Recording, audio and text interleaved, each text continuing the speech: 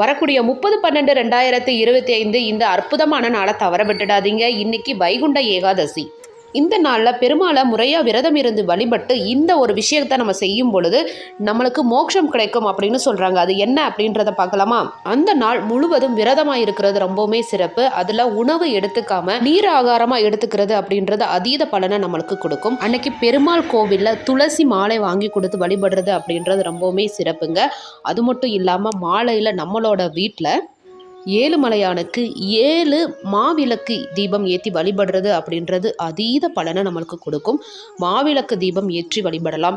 இல்லை அப்படின்னா லக்ஷ்மி தேவிக்கு உகந்த நெல்லிக்காய் தீபம் ஏற்றி வழிபடுறது அப்படின்றது அதீத பலனை நம்மளுக்கு கொடுக்கும். நம்ம வீட்டில் லக்ஷ்மி கடாட்சமும் ஐஸ்வர்யமும் நிறைஞ்சிருக்கும் அப்படின்றது நிதர்சனமான உண்மை.